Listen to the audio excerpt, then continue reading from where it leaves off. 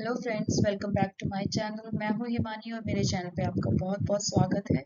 Friends, आज मैं आपको पोजीशंस इन नर्सिंग के बारे में बताने वाली हूं, जो बहुत ही इम्पोर्टेंट टॉपिक है हमारे एग्जाम्स के पर्सपेक्टिव से भी। तो जो भी कॉम्पिटिटिव एग्जाम्स आ रहे हैं उसमें काफ़ी सारे क्वेश्चंस हमारे पोजीशन से रिलेटेड भी होते हैं। तो चलिए स्टार्ट करते हैं आज की वीडियो। फ्रेंड्स, मैंने आपके लिए ये वीडियो बहुत ही सिंपल बनाई है जिसमें मैं पोजीशंस के बारे में भी बताऊंगी और उसका मीनिंग से आपको उस पोजीशन का वैसे ही अंदाज़ा हो जाएगा। तो ये वीडियो काफ़ी सिंपल और इजी तरीके से आपको याद होने वाली है। तो at the end of the video आपको ये दोबारा से वीडियो देखने की ज़रूरत नहीं पड़ेगी और दोबारा से आपकी बुक खोलने की ज़रूरत नहीं पड़ेगी कि हमारी कौन सी पोजीशन से ये रिलेटेड है। तो चलिए स्टार्ट करते हैं। तो फ्रेंड्स, सबसे पहली पोजीशन होती है जो बहुत ही सिंपल और बहुत ही सारे प्रोसीजर्स के लिए पोजीशन यूज की जाती है, वो है supine position. And supine position को डोर्सल रिकमेंड पोजीशन भी बोलते हैं। सबसे पहले मैं बता दूं कि सुपाइन का मतलब होता है लाइंग फेस अपवर्ड। तो हमें लेटना है, लाइंग हमारा जो फेस होता है वो हमें अपवर्ड की तरफ करना है। और डोर्सम का मतलब होता है लाइंग ऑन द बैक। तो इसमें भी जो पेशेंट होता है वो बैक के तरफ से लिटाया जाता है। और रिकमेंड का मतलब होता है जो हमें रिलैक्स होके लेटना हमारी बैक के ऊपर। तो जो पोजीशन है वो है डोर्सल रिकमेंड और इस पोजीशन को सुपाइन पोजीशन भी बोला जाता है। यहाँ पे मैंने डायग्राम के साथ इसको बताया हुआ है ताकि आपको याद रहे। तो फर्स्ट पोजीशन जो दिखाई दे रही है आपको वो है सुपाइन पोजीशन। अब इसमें क्या होता है, हमारे हैंड्स जो है हमारे साइड लाइन जो बॉडी है उससे टच होते हुए रिलैक्सिंग पोजीशन में होते हैं और हमारी पूरी बॉडी एक रिलैक्सिंग पोजीशन में रहती है। और जो भी पेशेंट के ऊपर प्रोसीजर करना होता है उसमें मैं बता देती हूँ क्या क्या प्रोसीजर इस पोजीशन से रिलेटेड है। सबसे पहला होता है हमारा इंडक्शन ऑफ एनेस्थेशिया। तो जो भी हमारी सर्जरीज होती हैं उसमें इस पोजीशन में ही एनेस्थेशिया दिया जाता है, जो एनेस्थेशिया होता है। उसके बाद सेकंड जो हमारा आता है वो है surgery of thorax and abdomen. तो जो भी थोरेक्स और एब्डोमेन की सर्जरीज होती हैं उसमें ऑलमोस्ट इसी पोजीशन में लिटाया जाता है हमें। फिर है examination of anterior parts of the body, then vital signs measurement. फिर उसके बाद catheterisation of the male patients, उसमें भी सुपाइन पोजीशन यूज की जाती है। और लंग बायोप्सी, इसमें भी हम सुपाइन पोजीशन ही यूज करते हैं। तो ये सारे जो 6 मैंने यहाँ पे पॉइंट्स रखे हैं, इन 6 सभी पॉइंट्स में मैंने प्रोसीजर्स बताए हैं जिसमें हम सुपाइन या डोर्सल रिकमेंड पोजीशन इस्तेमाल करते हैं। नेक्स्ट पोजीशन आ जाती है हमारी प्रोन पोजीशन। फ्रेंड्स, जो प्रोन पोजीशन होती है उसमें पेशेंट को छाती के बल यानी चेस्ट के बल लेटाया जाता है और बॉडी एकदम रिलैक्स होती है। हमारे जो हैंड्स होते हैं वो साइड ऑफ द बॉडी रहते हैं और ये भी काफी सारे प्रोसीजर्स के लिए यूज की जाती है। तो डायग्राम के साथ मैंने दिखाया है आपको। तो ये बैक सर्जरीज के लिए यूज की जाती है। Then improving oxygenation in patients with acute respiratory distress. हमने देखा होगा जब कोविड सीजन था तो हमें प्रोन पोजीशन में सोने की लिए भी डॉक्टर रेकमेंड करते थे। तो उससे क्या होता है, हमारा जो लंग्स होती हैं वो जो लंग कैविटी में है अच्छी तरीके से इन्फ्लेट करती हैं और हमारे लंग्स में ऑक्सीजनेशन काफी अच्छी तरीके से होता है। उसके बाद to relieve pressure in the coccygeal area, then neural tube defect में भी इसी पोजीशन में लेटाया जाता है और रीनल बायोप्सी में भी। तो ये कॉमन प्रोसीजर्स हैं जिसमें प्रोन पोजीशन यूज की जाती है।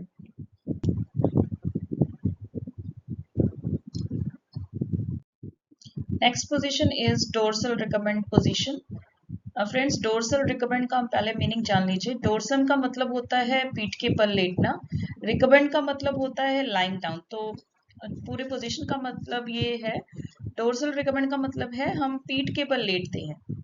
अब पीठ के बल किस तरीके से लेटते हैं, हमारे जो पैर होते हैं वो फ्लेक्स्ड होते हैं और हम एकदम रिलैक्सिंग पोजीशन पे पीठ के बल लेट जाते हैं। That is called dorsal recumbent position.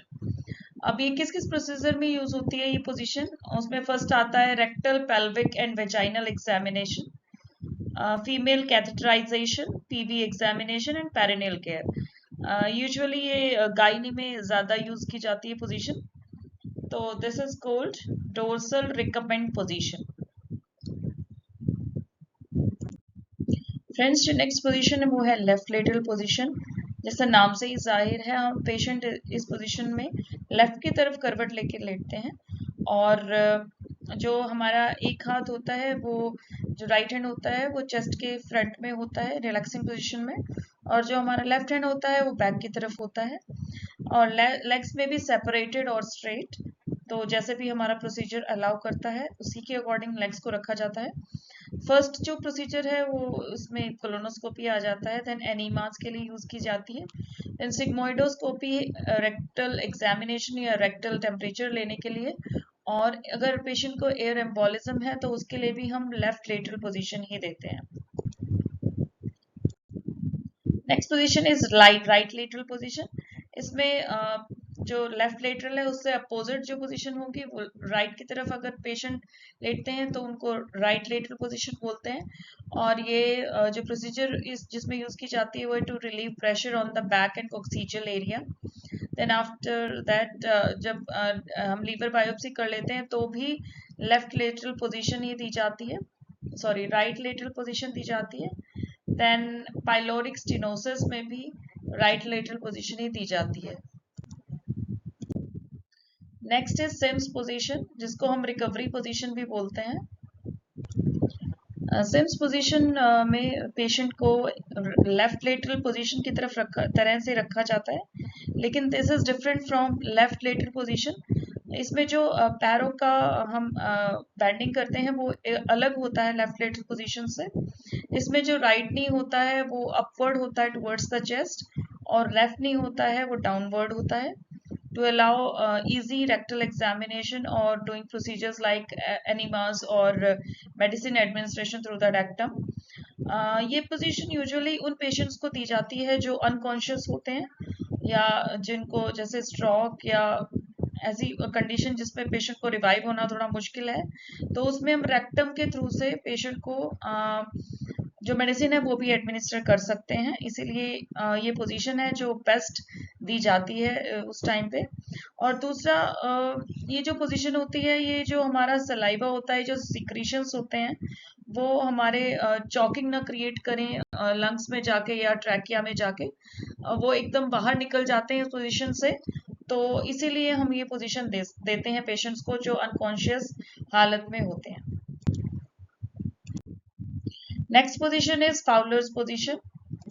Fowler's position में जो पेशेंट को पीठ के बल लिटाया जाता है, और ये 3 तरीके की होती है। First is low Fowler's position, then semi Fowler's position and then high Fowler's position.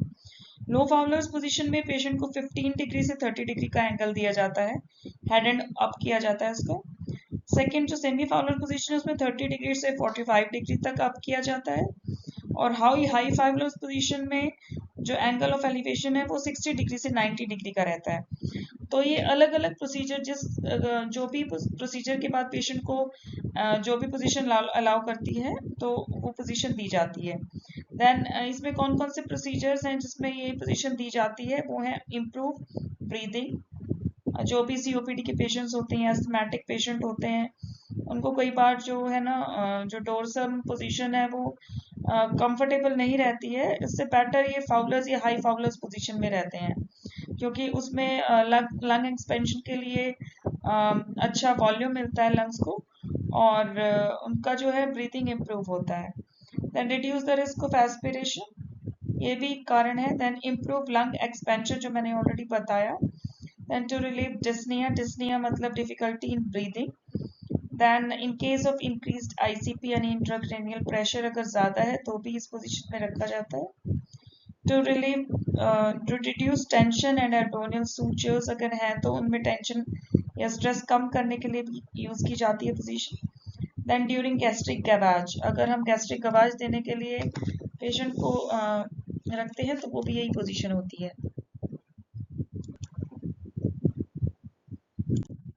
Then जो नेक्स्ट पोजीशन है वो है ऑर्थोपेनिक पोजीशन।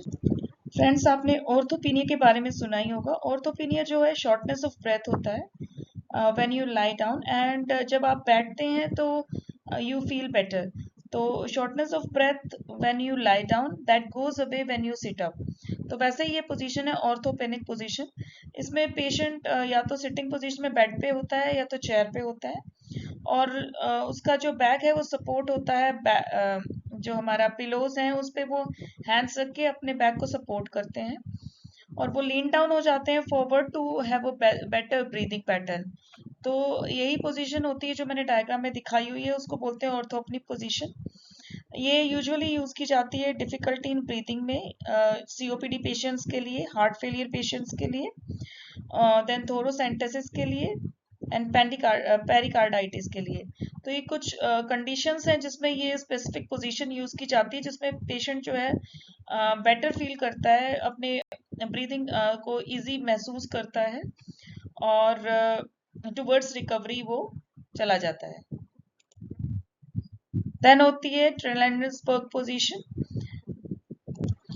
इस पोजीशन में पेशेंट का जो हेड एंड होता है काफी लोअर होता है लेग एंड से, और जो हेड होता है वो सपोर्टेड होता है। ये काफी प्रोसीजर के दौरान यूज की जाती है। सबसे पहले आ जाता है जेनिटो यूरिनरी सर्जरीज के लिए, देन शॉक में ऑफन ये पोजीशन दी जाती है।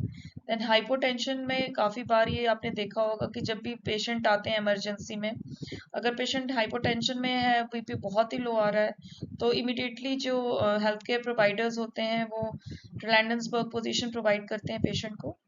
Then to promote venous return को भी इम्प्रूव करने के लिए पोजीशन दी जाती है, एंड कोड प्रोलैप्स में भी ये पोजीशन प्रोवाइड की जाती है।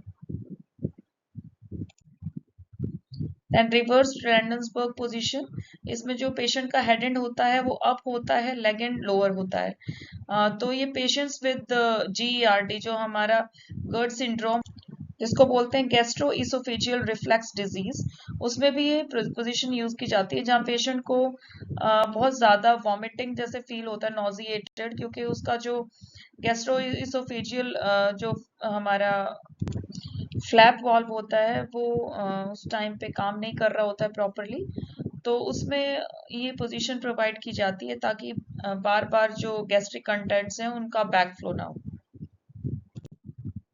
Next position is lithotomy position. इस पोजीशन में पेशेंट को बैक के तरफ से लेटाया जाता है, और जिसमें लेग्स जो है एलिवेटेड होते हैं और फ्लेक्स होते हैं और सपोर्टेड होते हैं, और जो फीट होते हैं वो फिट रेस्ट पे रेस्ट करते हैं, रेस्ट इन एयर। तो ये जो पोजीशन होती है मेनली गायनिक प्रोसीजर के लिए दी जाती है। आपने ऑफन देखा होगा नॉर्मल डिलीवरीज में भी यही पोजीशन दी जाती है, और यूरोलॉजिकल और कोलोरेक्टल प्रोसीजर सर्जरीज वगैरह में भी यही पोजीशन यूज होती है। तो ये गायनिक के लिए काफी कॉमन पोजीशन है, और उस सर्जरीज के लिए कॉमन है जो हमारी यूरिनरी सिस्टम को इन्वॉल्व करते हैं, या रेक्टम, जो हमारा कोलोन और रेक्टम की सर्जरीज है उसमें भी यही पोजीशन डॉक्टर्स देते हैं।